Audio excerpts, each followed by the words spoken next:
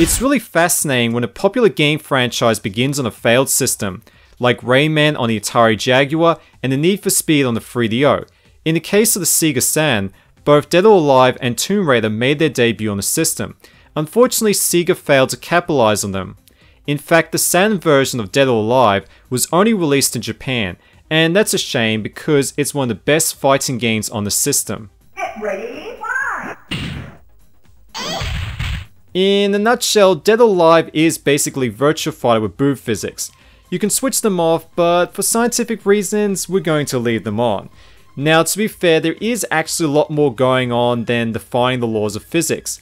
Similar to Virtua Fighter, you have one button for guarding, kicking, and punching, but guard also doubles as a counterattack if timed correctly. You can also pull off a grab attack by pressing hold and kick at the same time, or assign it as a shortcut. I actually recommend when you start the game that you visit the options menu and assign shortcuts.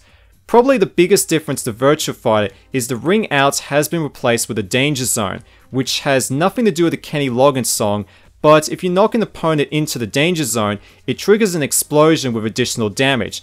It definitely adds an extra layer of intensity to the battles. Winner! The fighting system in Dead or Alive is sublime. It's incredibly playable and smooth even in 2017. The game runs at a delicious 60 frames per second and utilizes the Sega Saturn's high resolution mode. It's definitely one of the best looking 3D games on the system. From the quick cuts during replays to the hard hitting sound effects, the game's presentation is extremely visceral. Winner! In terms of gameplay modes, you have the traditional arcade, survival, time attack, and training modes, but you also get this unique mode called Kumite, which allows you to fight upwards of 100 characters in a row. For added replay value, there's a bunch of unlockable cheats, and you can also unlock an additional character by completing the arcade mode with every character. As I mentioned before, Dead or Alive for the Saturn was only released in Japan, but since all the menus are written in English, it's extremely import friendly. The game is also very affordable. I picked up my copy a few years ago for $1.50, but you can still get copies on auction sites for under $10. Dead or Alive was redone on the PS1 with enhanced graphics, gameplay, and 2 additional characters.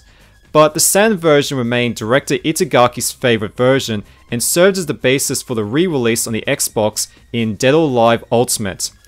Hopefully I can talk about the PS1 port in a future review because it would make for an interesting comparison.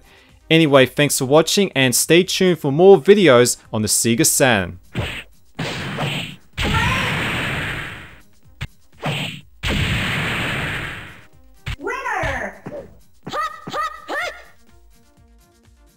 Highway to the danger zone. Sorry, I couldn't resist.